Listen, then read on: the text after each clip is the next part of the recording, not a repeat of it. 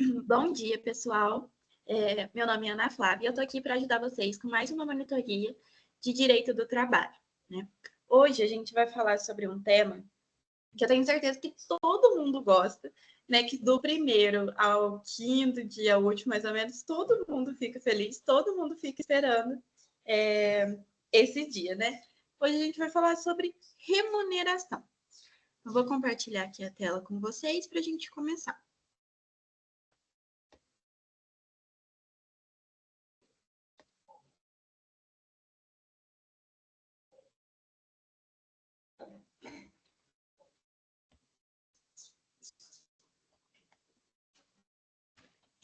Então, vamos lá.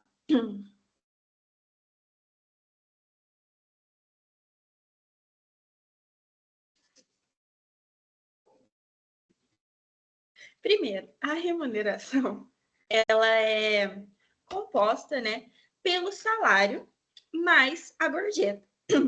Então, a gente vai ver separadamente cada um. O que seria a gorjeta, né? A gorjeta é aquela contraprestação paga por terceiro ao empregado, né? E ela pode ser paga diretamente ou também expressa na conta do serviço, como está aqui, ó. Compreende-se na remuneração do empregado para todos os efeitos legais, além do salário, devido e pago diretamente pelo empregador. Então, aqui a gente já tem o conceito, né, de salário. Ele é pago diretamente pelo empregador, como contraprestação do serviço, as gorjetas que receber. Então, a gorjeta não é só a importância dada pelo cliente, como também o valor cobrado pela empresa, como serviço adicional ou a qualquer título, e destinado à distribuição dos empregados. Então, aqui, por exemplo, aqueles comércios, né, que já cobram os 10% do garçom, ou aqueles que cobram até a taxa de entrega, e essa taxa de entrega vai para o motoboy, né? Isso é considerado gorjeta.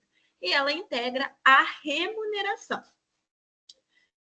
E para todos os efeitos, né? Então, férias, 13º salário, tudo integra a gorjeta. Menos aviso prévio, adicional noturno, hora extra e o repouso semanal remunerado. Então, para todos os efeitos, a gorjeta incide, né? Menos para esses. E isso daqui está na súmula 354 do TST. E apesar da gorjeta não ser salário, né? Ela ser parte da remuneração, ela deve estar prevista na carteira de trabalho, certo? Então, essa é a gorjeta. O salário, como a gente viu ali no outro artigo, tem o conceito, né, que é o valor pago pelo empregador ao empregado em função do contrato de trabalho. E quais são as características? O salário, primeiro, ele é qualificado. O que é isso? No Olerite, a gente tem todas as parcelas, né? Tudo que é descontado, tudo tem no Olerite. Então, isso significa que ele é qualificado. Então, lá no Olerite a gente tem os adicionais, a gente tem os descontos, é a característica da qualificação. O salário também, ele é irredutível, né? Então, é até aquele princípio que a gente viu, né, nos princípios do direito do trabalho, da condição mais benéfica. Então, o salário ele é irredutível, né, salvo se houver um acordo coletivo, porque às vezes melhora as condições por outras coisas, né? Aí tem um acordo e aí ele pode ser reduzido.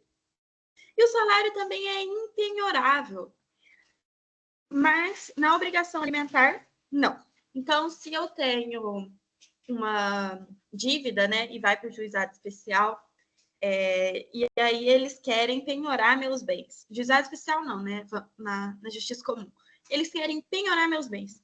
O meu salário eles não conseguem penhorar. Agora, se eu devo alimentos, aí ele pode ser penhorável, certo? Então, a gente tem que lembrar disso.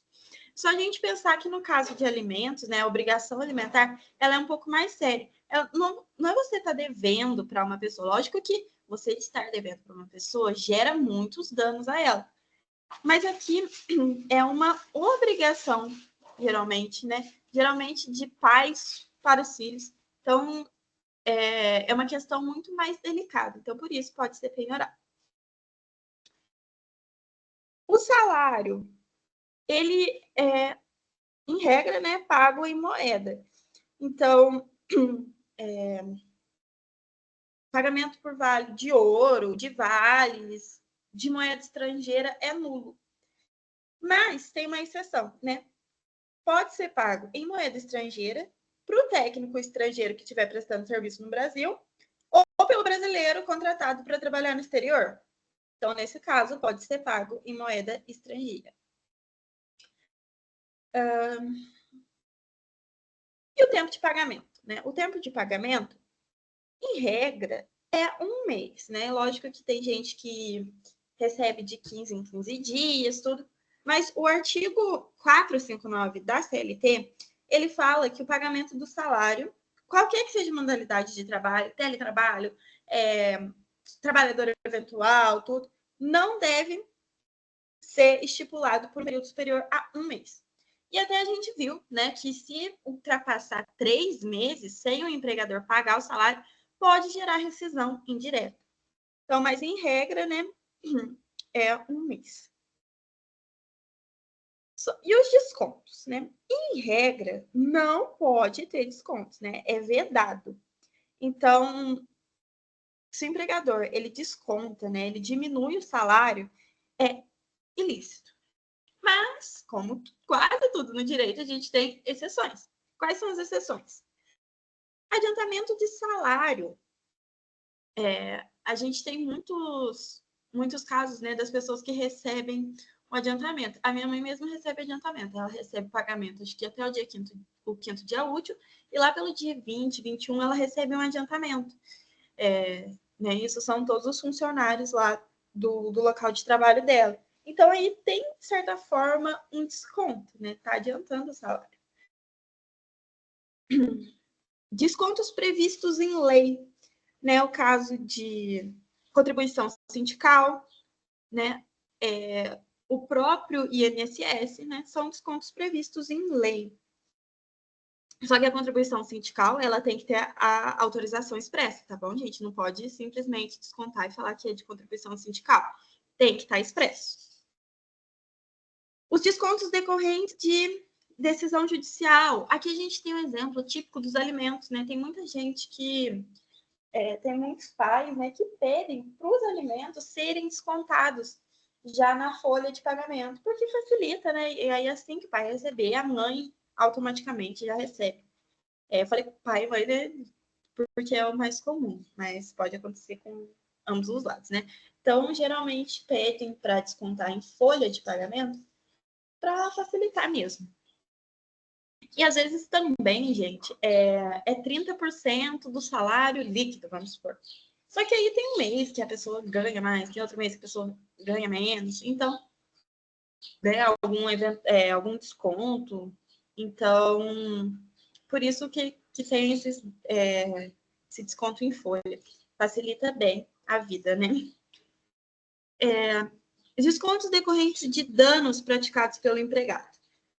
Tem duas situações, né? Primeiro, são os danos provocados por dolo. Então, o empregado, ele quis gerar o dano para o empregador. Ele quis, né, destruir o patrimônio da empresa. Então, há o desconto sem previsão em contrato de trabalho. Já os danos causados por culpa, né, por negligência, imprudência, imperícia, só tem desconto se isso estiver no contrato de trabalho ou em norma coletiva, certo? Então, por exemplo, às vezes é um motorista, aí ele tomou uma multa, mas assim, não foi porque ele quis, foi porque ele pensou que, vamos supor, ele atravessou um sinal vermelho. Ele pensou que ia dar tempo de atravessar ainda quando estava naquela transição, né? Então, é por, é por culpa, não é por dólar, ele não quis, certo? Então... e os descontos autorizados pelo empregado. Isso não é previsto em lei, mas pode ser feito, né? Só que tem requisitos. Primeiro, tem que ter uma autorização escrita do empregado e depois proporcionar um benefício ao empregado ou à sua família. O meu pai, ele tem esse desconto autorizado pelo empregado. Meu pai tem plano de saúde. Um plano de saúde, né, que ele autorizou e aí é descontado, né? Não é um plano de saúde oferecido pela empresa, né?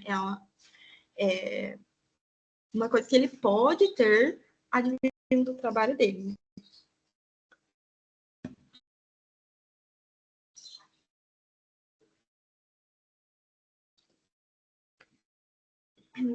Então, agora a gente vai falar do salário in natura. O que é o salário in natura? Né? Ele também pode ser conhecido como salário utilidade. É uma remuneração que consiste no fornecimento de bens ou serviços, né, pelo empregador ao empregado como gratificação do trabalho. Então, quais são as características, né? Ele tem que ser de forma habitual e gratuita.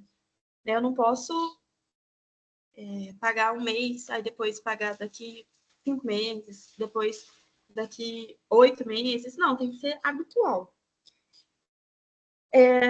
Deve ser uma contrapartida pelo trabalho prestado. Aqui, gente, tem uma confusãozinha sempre, tem casinhos sempre na OAB,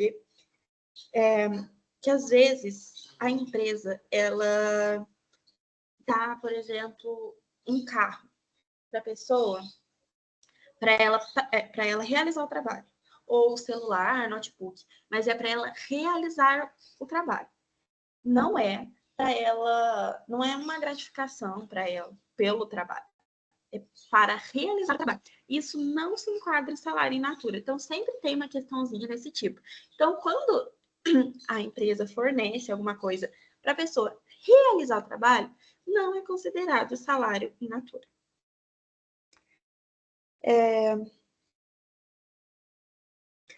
Tem um limite, né, para a gente pagar in natura, que é 70%.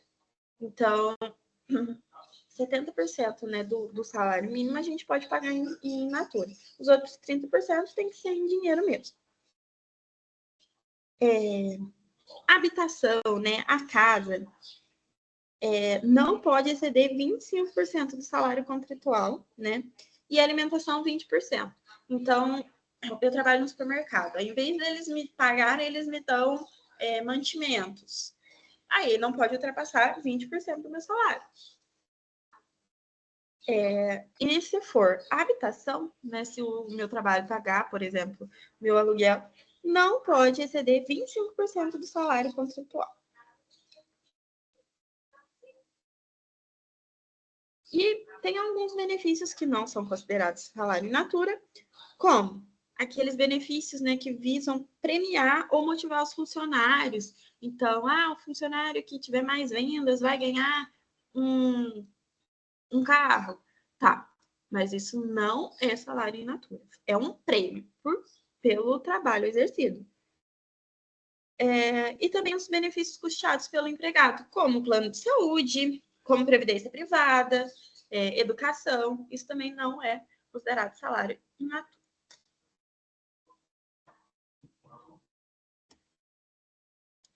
E o último tema... tá. Não, ainda não.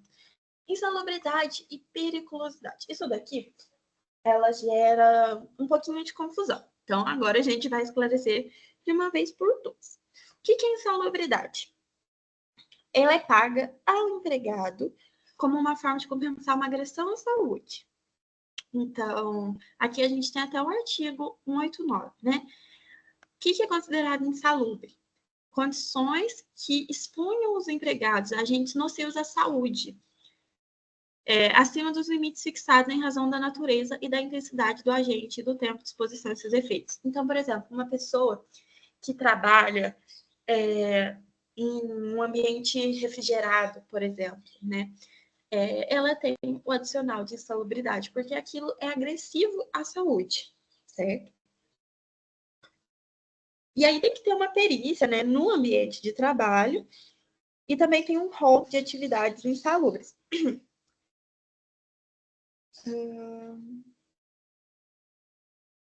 E aí, quando você salva agentes, né, acabou a insalubridade, tudo, também cessa o pagamento desse adicional. Porque isso gera muita confusão por conta daquilo da condição mais benéfica.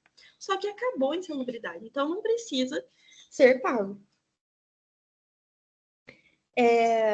Fornecimento de equipamento de proteção individual, né, não elimina a insalubridade, né? Se eliminar, cessa o pagamento também. O valor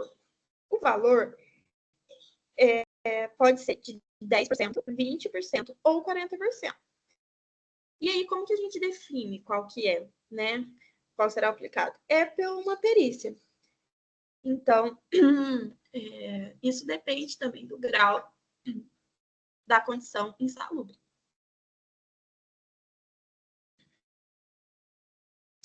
A base de cálculo.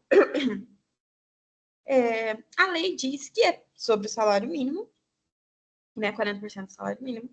Tem uma súmula vinculante número 4, diz que não pode ser o salário mínimo, né? E tem uma súmula 228 do TST, que fala que deve ser calculado sobre o salário contratual. A conclusão, né? Geralmente tem se aplicado, né, o salário mínimo por causa da reclamação constitucional 6266. Então, é em cima do salário mínimo. Então, 20%, 40% em cima do salário mínimo. Já a periculosidade, ela é um risco à integridade física. O nome mesmo sugere, né? Perigo. Então, é um risco à integridade física. E aí pode ser por causa de explosivo, inflamável, componente elétrico ou radiação. Então, aqui, quem tem um adicional de periculosidade, um caso bem comum, é o técnico que tira raio-x, né? Eu esqueci como chama. Técnico radiologista, não deve ser isso, né? Mas é quem tira raio-x tem esse adicional de periculosidade. Qual que é uma informação importante?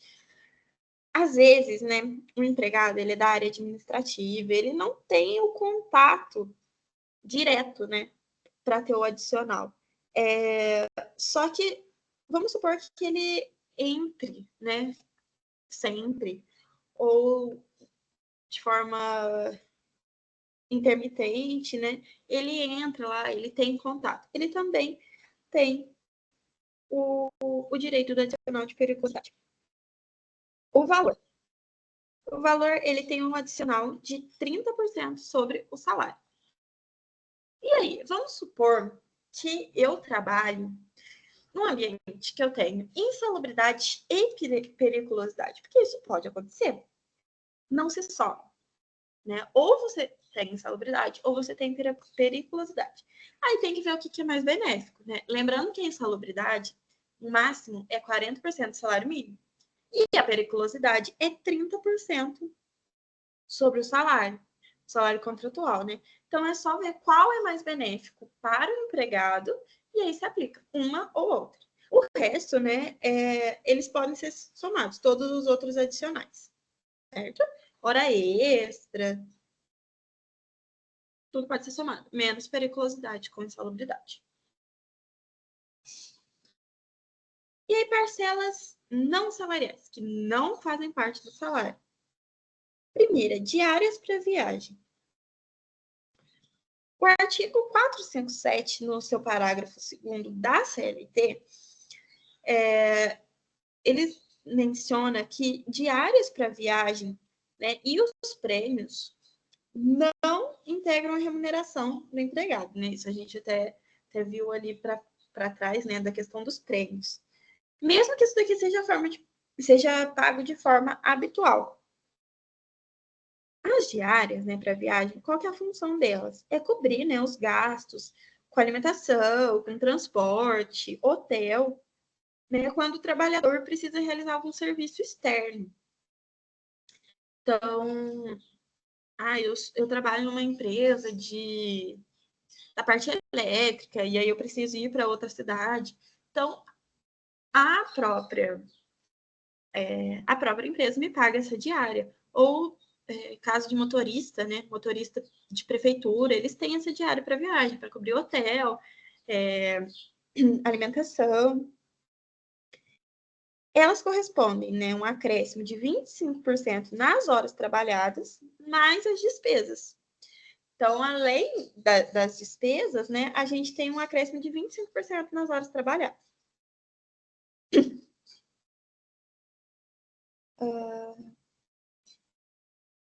Certo. Participação nos lucros e resultados, né? É uma remuneração variável, por quê? Porque é sobre os lucros, né, da empresa. E divide, né, os lucros com todos os funcionários.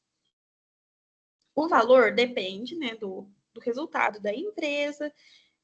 E aí tem uns critérios estabelecidos pela própria empresa, né? Então, por exemplo, a empresa teve um lucro de X. Tá, só que o João trabalhou mais do que o Thiago. Então, o João vai receber uma parcela maior. Tudo bem, não tem problema. E essa participação de lucros e resultados, ela é paga no máximo 2 vezes por ano. Só que a maioria das empresas, né, paga mais vezes. E como dito, né, não integram o salário do trabalhador.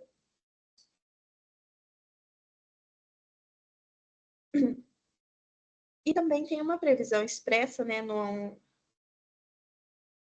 se tiver uma previsão expressa no acordo coletivo ou na convenção coletiva, a empresa é obrigada a ter esse programa de participação nos lucros e resultados.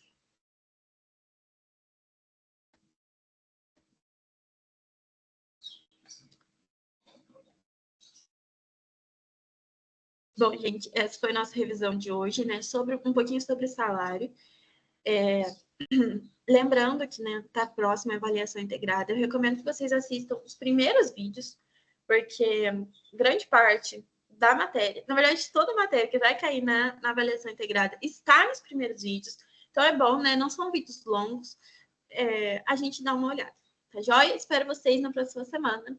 Um abraço. Qualquer dúvida, estou à disposição. Tchau!